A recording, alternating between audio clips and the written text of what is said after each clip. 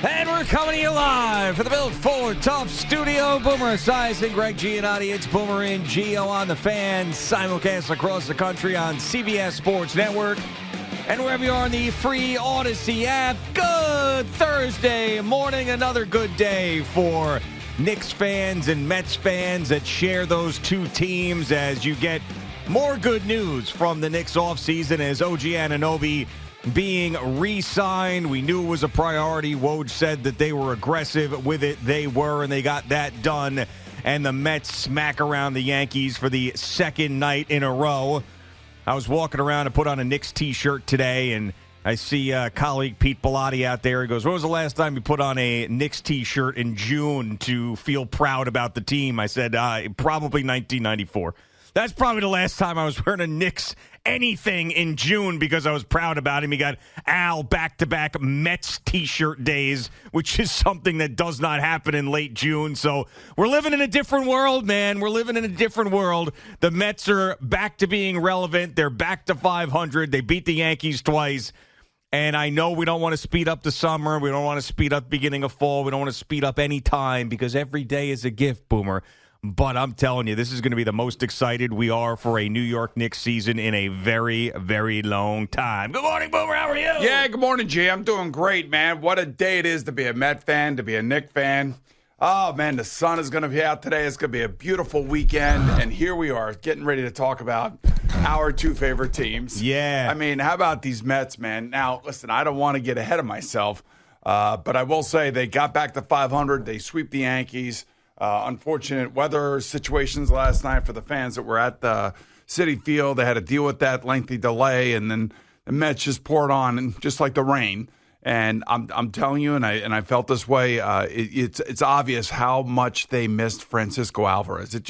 We could go over and over and over and over this, but when he was gone, they were lifeless. They were listless.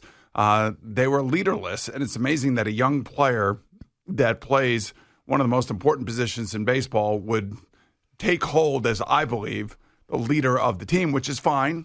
Not everybody's got leadership qualities, but the way he plays the position, the way he runs, the way he looks, he's got it. He's got the je ne sais quoi, as they say.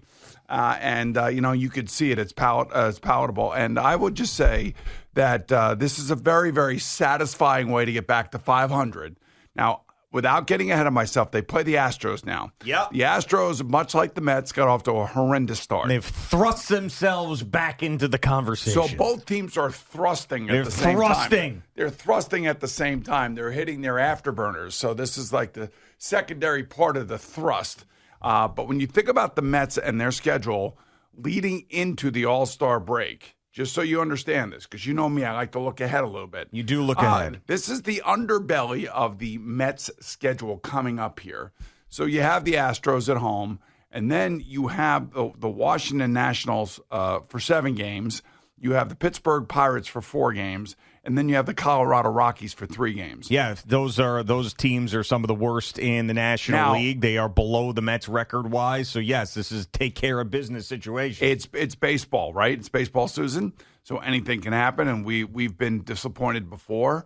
But as long as the younger Met players stay in this lineup and bring the energy that they have brought, then I think that now all of a sudden Jerry's his prediction doesn't look so bad. And that's Rollins' bet, yes, and that's the more important thing for him. I mean, I think that he would love to be right, but I also think he'd love to win that money that he laid out. But this is one of the things about being a 500 team. They're not as bad as they were at their worst. They're not as good as they are right now. Well, it's somewhere in the middle, Boomer. It's called a regression to the mean, and we'll see if and when that happens. Just a month ago, they were 11 games under 500, May 28th. And now they're back to 500. They've averaged 8 runs a game over their last 9 games. Their offense has been ignited for a lot of different reasons. Their defense has been reasonably good. They've had some timely hitting. Since Mendoza put Lindor at the top of the lineup, things have changed for him. He is actually playing like the free agent he should have been playing like all the time.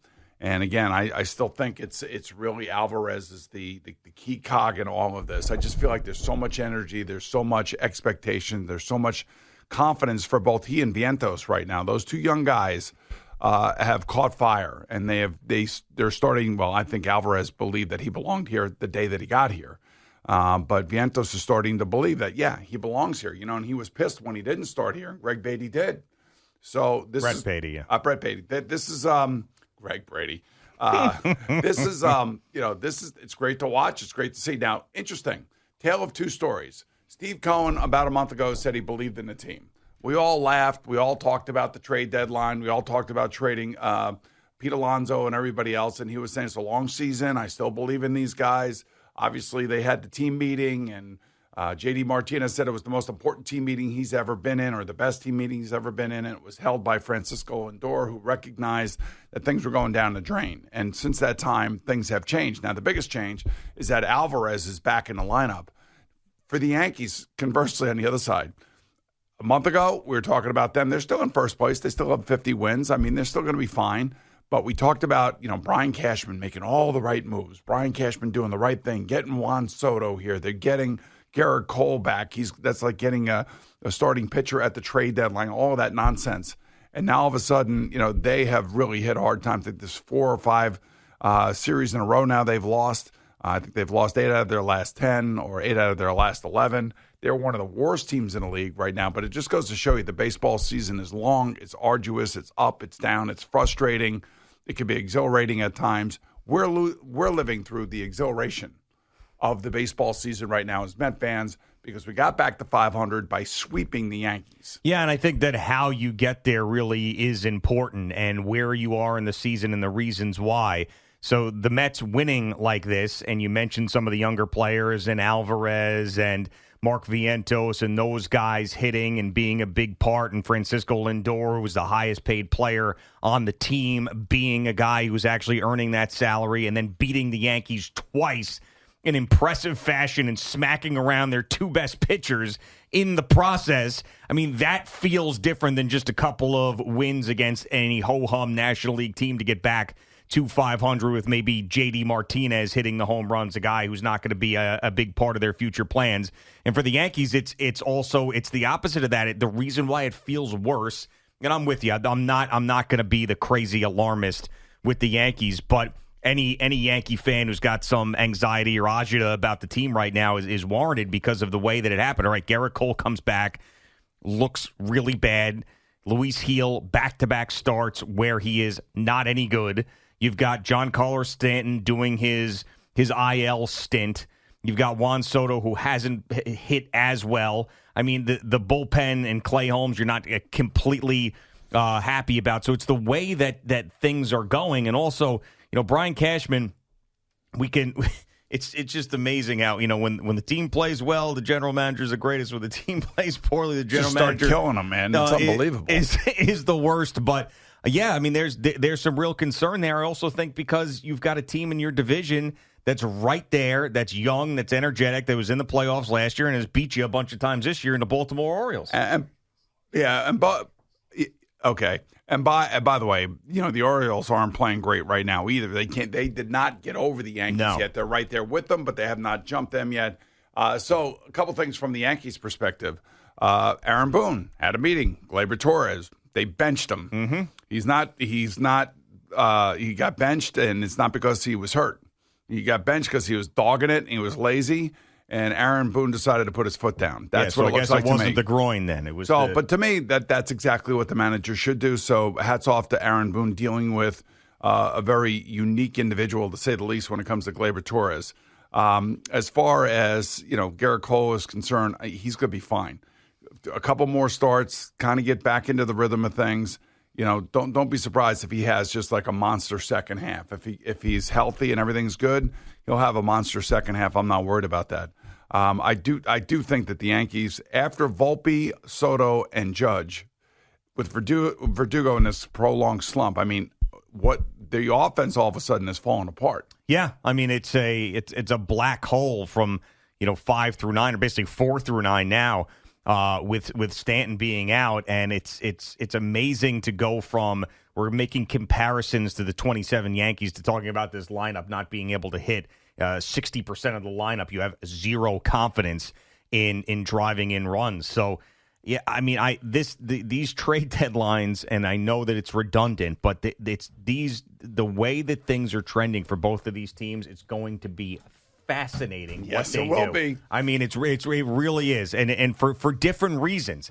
For the Yankees, it's going to be how all in are they going on this season with potentially Juan Soto being here for a year? Like, are they really going to go for it? Oh, come on, you have to be. I think they should. You I'm have just to saying, be. but How I do don't you- know if they will. I mean, you don't have Aaron Judge, Juan Soto, Garrett Cole. You don't have those guys in your lineup if you're not going to go for it. Right, but remember, the things that they did in this offseason, they were trades. They weren't free agent signings. They didn't really add a ton of salary because, they are always conscious of that luxury tax. So that's still something that's in the back of their mind. So I just, there could be a player out there that's available that they could get that could put them over the top for this year that they're going to be cautious about because we've seen that approach. So that's going to be fun to watch. And obviously what David Stearns does and how much of a contender he thinks that this team is come the trade deadline. Let's just say in the I don't know, the next 17 games, let's be realistic and say 11-6 or 12-5.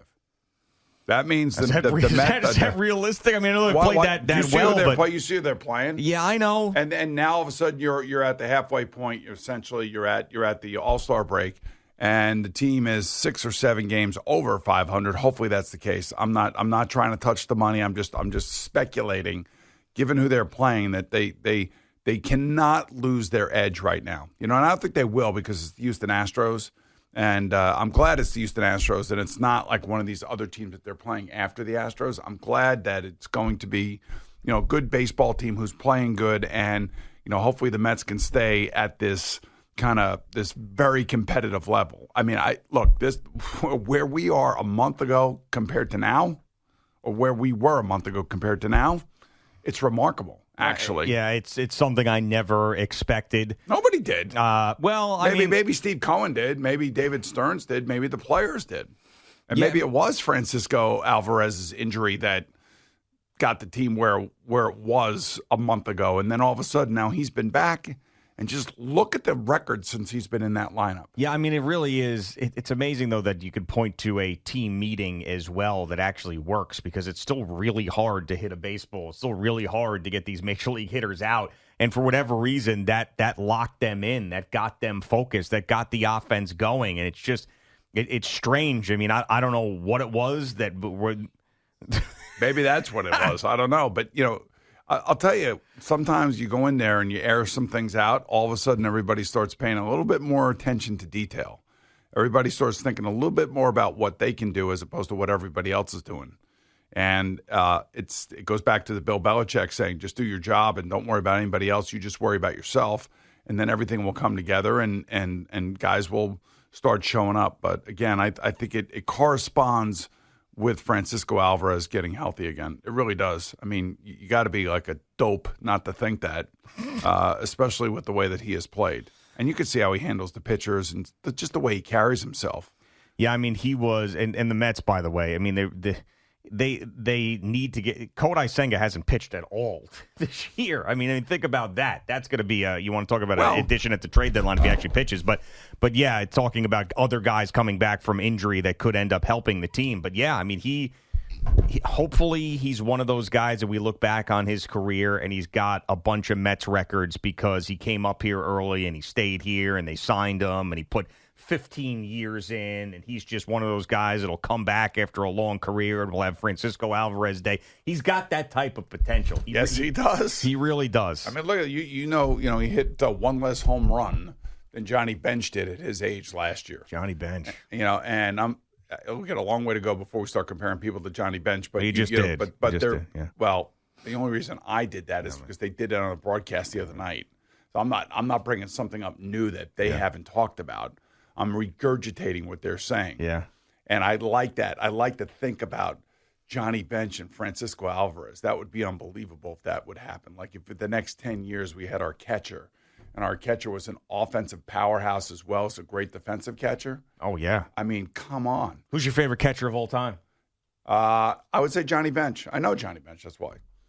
Really? Yeah. You would say I was over gonna say Mike Jerry- Piazza? Well, Jerry Grody, actually. Okay. If you really want to go back, I got to go back to Jerry Grody. I'm sorry. Yeah. To me, it's Piazza. It's got to be Piazza. I like the John Stearns guy. He was good. But Johnny Bench, I mean, I knew him. That's why. I lived in Cincinnati. I saw, played some golf with him. He's a maniac, but, Name an obscure Mets catcher. I got a great one. Obscure Mets catcher. I got a great one. Okay, you got Charlie O'Brien. Oh, wow. Remember Charlie O'Brien? It's like early, mid-'90s. Early to mid-'90s, had curly hair. Ron Hodges. Ron Hodges. Good one out, Eddie. You got one? Eddie, you got one out of the 80s there, Al? I don't. I can't think of who Gary Carter's backup was. I got another great. Duffy Dyer. Ed Hearn. Duffy Dyer. Nice. Love that. Mackie Sasser. Mackie Sasser. Yeah. Oh, yeah. Or number 2. Yeah. Yep. Had the big old tobacco in his jaw, Yeah. Couldn't throw the ball back to the pitcher. Like me in the softball game. Right. Yeah. You Love kept Mackie throwing it Sasser. over my head. I was the pitcher, and you kept throwing it over my head. Yeah, I know. I was juiced up for that or game. you were dribbling it back. I said, look, just roll it back to me like it's a bowling alley.